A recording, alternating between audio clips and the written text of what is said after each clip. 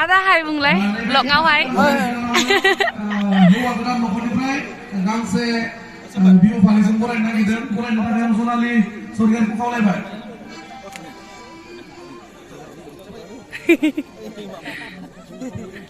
ada nih Borolen tuh Nepali produser Bibi blog ini fैबाय गुरु पवित्रनि हाबा जोंनि लोगोनि हाबायाव फैदों लोगो मोननानै जों दा बयजोंबो लोगो मोनलायबाय बर'लेण्डनि जे सावथुन मुलुगनि स्टार प्रडिउसार एक्टर बयखौबो लोगो मोनो डाइरेक्टर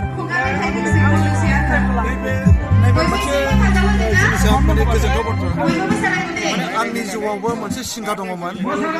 आं हाबा जाब्ला बेबायदि फांसन खुंनो होननाय मोनसे सिन्था दङमोन नाथाय आंना बेबायदि सुबिदा जानाय सिगां हाबाया जाग्रोबाय इयुनाव माने देना गथ' गथायफोरनि सिमां गथ'फोरनि समावसो सिमांखौ सानसे खालामनांसिगोन आरोखि आं गोजोनबाय लोगो मोनलायबाय नै देना आरो बुङो लास्ट टाइम लाखि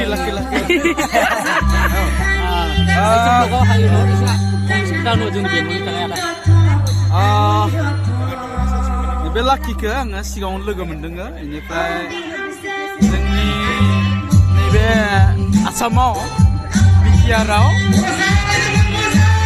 एसे दावराव जादों खोनादोंना खोनायाखै आं मिथिला खोनादोंना जोंहाथ' माने जोंनि आर्टिस्टफोरनि जोंहा एस'सियेसन दङ हारिमु आफादफोरनि जोंहा एस'सियेसन दङ ओमफ्राय नोंथांमोननि बेंगलावहाय बेबायदि गैथ'आ अब्लाबो नैबे लाखि मोना ओमफ्राय नैबे नानि मोना बे केमेराखौ हमग्रा मोना औ बिसोरो जोंजों आसामाव बिराद सोमोन्दो लाखिनानै जोंनि बर'फोरनि सिनेमा आरो हारिमुखौ लाखिनांगौनि थाखाय बिराद खामानि मावबाय दङ बेनिफ्राय जोंबो नैबे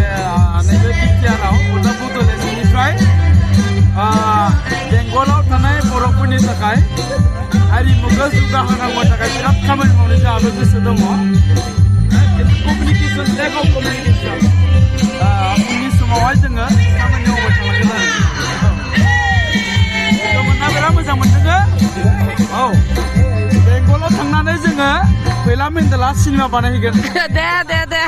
जागोन बेंगलनि एक्टर एक्ट्रिसफोरखौ लानानै सिनेमा बानायगोन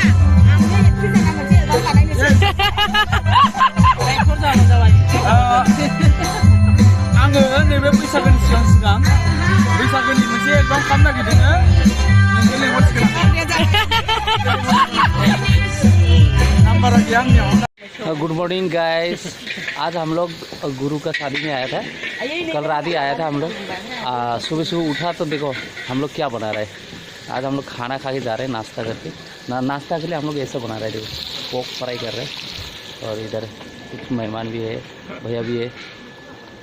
ये ब्लॉग जो बनाते हैं ना उन लोग को देखने के बाद तो मेरा खोपड़ी गर्म हो जाती है क्यों क्या छोटे छोटे देखो सब काम को ही लेती है तो शुरू तो हमने किया हम ही ने बनाया देखो अभी इधर ओमा बिदर भी आ गया अच्छे से खाओगे की गाहरी मांसो ये एसामिस में बोलते हैं गाहरी मांसो ओमा पोक है पोक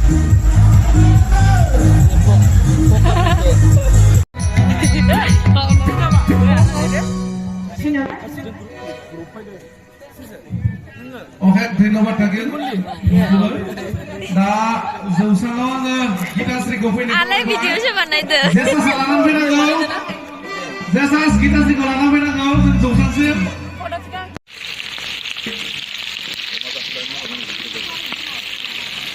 वहाँ पे तो गाहरी मांसो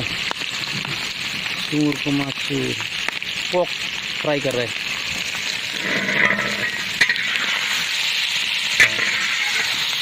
दिखाने जा रहा हूँ कौन बना रही है देखो हाई गैस शादी में ये सब बनाना है तो मुझे बुलाइए टेस्ट होना चाहिए अगर टेस्ट नहीं हुआ तब कितना दिखने ना मैं दिखने में जितना मतलब गुरु जैसा हूँ वॉइस जैसा हूँ लेकिन ये बनाने में बहुत पक्का हूँ फ्राई कर रहे हैं हम लोग ये पोक गाहरी मांसो डुक्कर काम मटन। यहाँ पे दाल पक रहा है देखो, और यहाँ पे राइस बन रहा है। फाइनली गाइस हम लोग भी आ गए, शादी में पहुँच गए, दोस्त के शादी में एंट्री कर ली। चलो ये सारे काम थोड़ा काटना पड़ता है, सुल्तान मिलाना पड़ रहा है, सुल्तान होरेमी आलासिन आंनि जिउनि सोरां सान তোমাকে ছেড়ে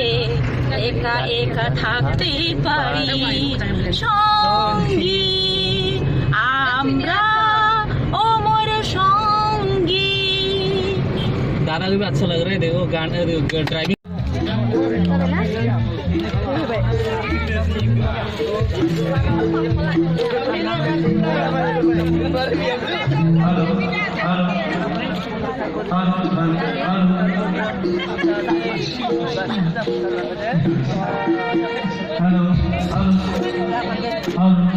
गुरुजी माता पिता का आशीर्वाद ले रहे हैं। जोंहा फंबाय गुरु पबित्रनि हाबा दाख्लै फन खालामनानै बुंहरदों आंबो दिनैनिफ्राय बोराय जाबाय होनना बुंहरदों। नंगौ गोजोन्थों